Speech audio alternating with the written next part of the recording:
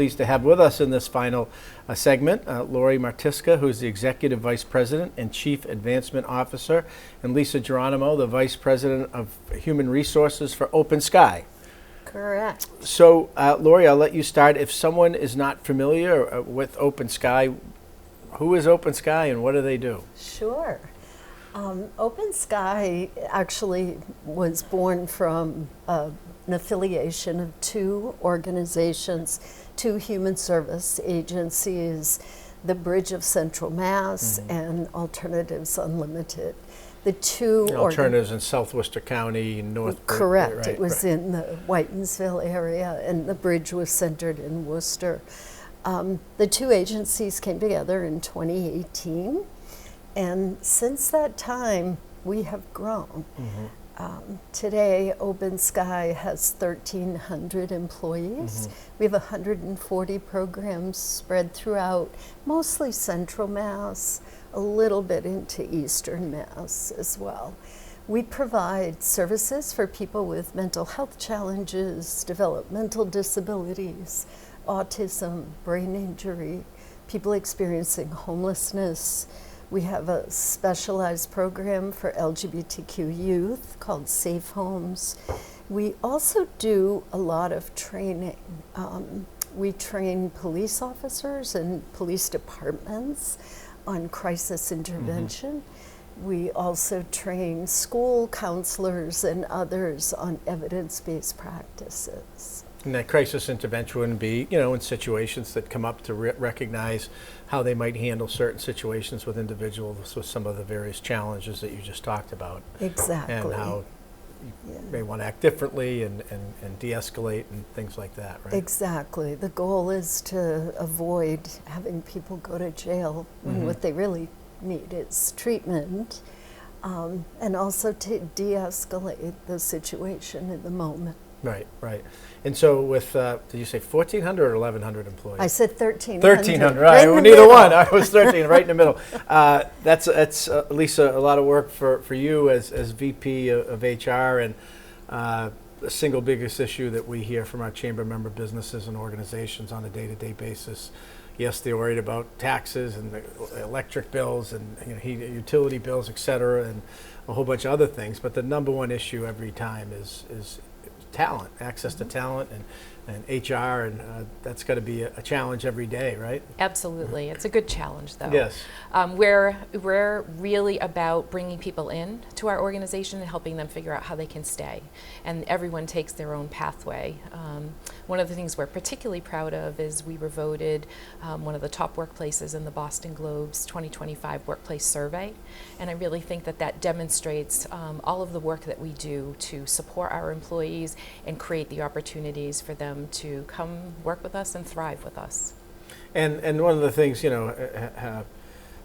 having some understanding of organization, like Open Sky, there are, I'm sure you've got a myriad of examples of individuals who kind of start at those frontline positions and find the environment that you described and work their way up to leadership positions over time.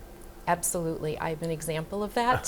Started working in a residential program in 1991 and then found my way into human resources and have been ever since. And there's so many examples of people starting as interns and coming on board and taking our trainings and really developing their skills and honing in on what is it that they would really like to do to support our organization. And they find themselves, not only going up the ladder, but we also say we have a lattice where people can have different experiences in different types of services, and sometimes they don't even know that was there or that they would like it, and that's where they found their home.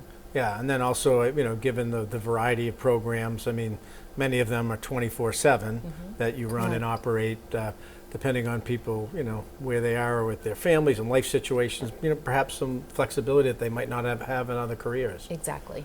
So Lorie, you talked about Executive VP. We talked about kind of the range of programs and what you do and the geography, but how you're funded.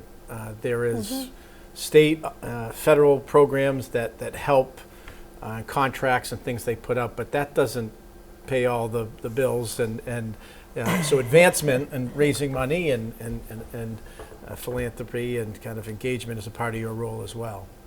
Yeah, I think there's no question that there's a place for advancement, and we're very fortunate to have some incredible donors. We also seek and receive a number of grants. Having said that, I think it's important to note that close to 95% of our funding does come through the state. We have a very small piece that comes from the federal government, thankfully, in this environment.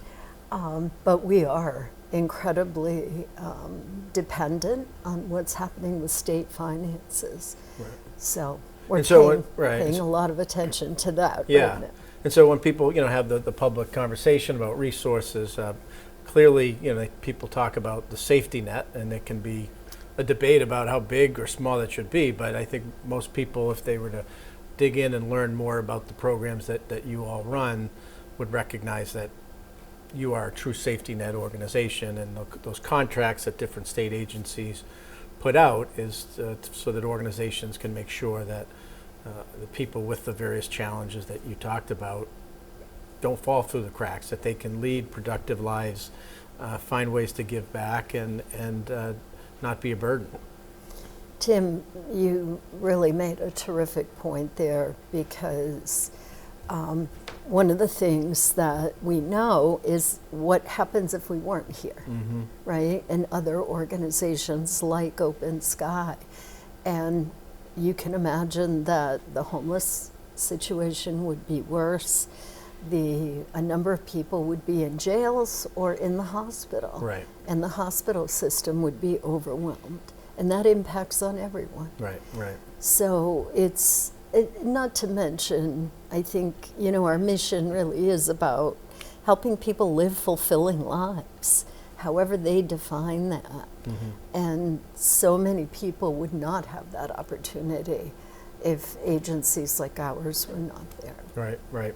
And so, very reliant on that, but fundraising does go on year-round. Fundraising does.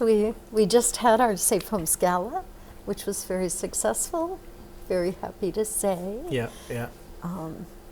So, and Lisa, if there's someone watching who is interested in learning about the programs that you provide, perhaps family members themselves, or want to kind of understand that, and then maybe potentially seeking employment, how can they reach out to you? Is there a website? Where can they go? Yeah, absolutely. They can go to our website, which is openskycs.org, go to our careers page and learn more about what we have as opportunities. We're also out and about in the community, a variety of college campuses and hiring events, so anyone can stop in and see one of our recruiters and talk about, what could a career in human services bring them, and specifically at Open Sky. That's great. Well, Lorie, Lisa, thanks for being with us. Thanks for sharing with our viewers the important work that Open Sky is doing, and look forward to having you back at some point. Thank you. Good. Thank you. And thank you for being with us for this edition of Chamber Exchange, the TV show, and our sponsors, St. Vincent Hospital and Bank Hometown.